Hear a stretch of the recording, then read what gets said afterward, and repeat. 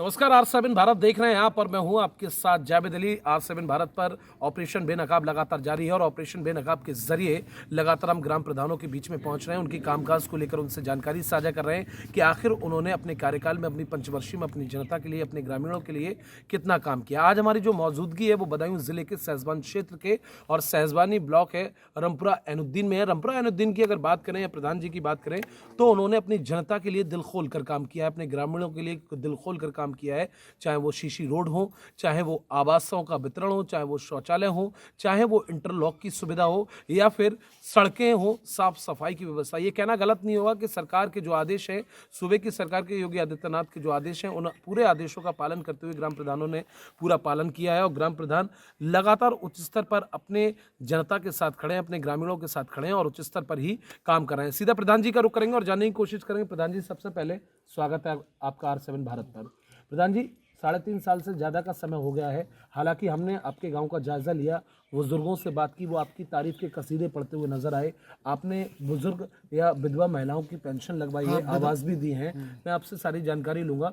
अब मैं चाहूँगा कि आप हमारे दर्शकों को अपनी जुबानी बताएं, आपने कौन कौन से काम दिल खोल कर अपने ग्रामीणों के लिए किए हैं। विधवा औरतों के लिए पेंशन बनवाई है, वृद्धावस्था पेंशन बनवाई है जी और लोगों के लिए, गरीब जो लोग थे उनके लिए आवास भी दिए हैं जी और सीसी भी काफी डलवाई है। जी। हाँ। ये आपकी पहली पंचवर्षीय है? ना, दूसरी पंचवर्षीय, पहले भी प्रधान मानवती थी। आप समझ सकते हैं, ये वो प्रधानपति हैं, ये इनकी दूसरी पंचवर्षीय है। कहीं ना कहीं जनता इनसे लगातार खुश है, इसीलिए इनकी झोली में दूसरी बार ये प्रधानी डाली। और लगातार जनता से जब हमने बातचीत की तो वो यही कहते हुए नजर आए कि जब तक हम मौजूद हैं, जब तक जिंदा हैं, तब तक हम इन्हीं को प्रधान देखना चाहते हैं। प्रधान जी, कुछ ना कुछ तो खासियत आप में है, आपकी जनता इतनी खुश है, इसीलिए आपको दूसरी बार प्रधान चुना।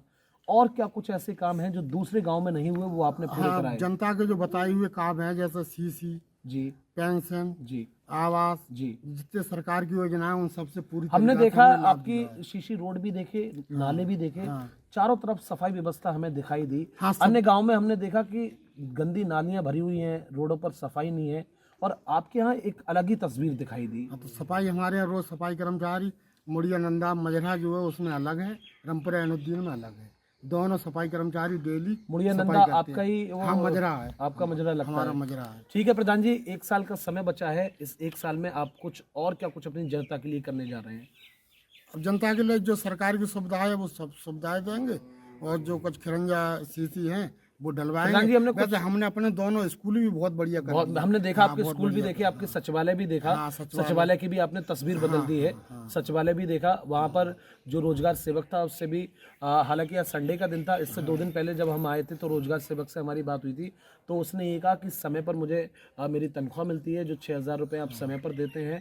इसके अलावा एक और महत्वपूर्ण सवाल ये हो जाता है, आपने पहली पंचवर्षीय में कितने आवास दिए और इस पंचवर्षीय में कितने आवास दिए, कितने शौचालय दिए, दोनों पंचवर्षीय का मिलाकर देखा जाए तो?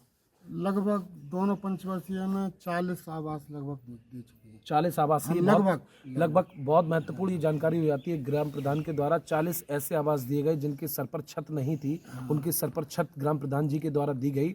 और कितने शौचालय आपने अपनी ग्रामीणों को लिए दिए दोनों पंचवर्षीय शौचालय में? तो लगभग 300 शौचालय दे चुके। ये बहुत बड़ी जिम्मेदारी हो जाती है 300 शौचालय की उन लोगों के लिए। हालांकि सरकार का ये सीधे आदेश चल रहे हैं, सीधा मिशन चल रहा है, मुहिम चल रही है कि खुले में शौच ना जाए। ग्राम प्रधान जी ने उसका ख्याल रखते हुए, उन सारी गाइडलाइंस का पालन करते हुए 300 से ज़्यादा शौचालय जो है वो अपने ग्रामीणों के लिए दे चुके हैं। दोनों पंचवर्षीय में कितने लोगों की आपने अभी तक पेंशन लगवा चुके हैं?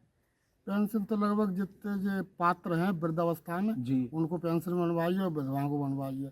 और जो मुख्यमंत्री आवास बने, जो जैसे हमारे यहाँ विकलांग थे जी, और वो पात्र हैं, उनके लिए वो मुख्यमंत्री आवास भी दिए। मेरी कुछ ग्रामीणों से बात हुई थी, वो खुद ये कहते हुए नजर आए और उन्हें अपनी उस बात पर इतना अफसोस था कि हमने मौजूदा प्रधान को पहले वोट नहीं दिया था।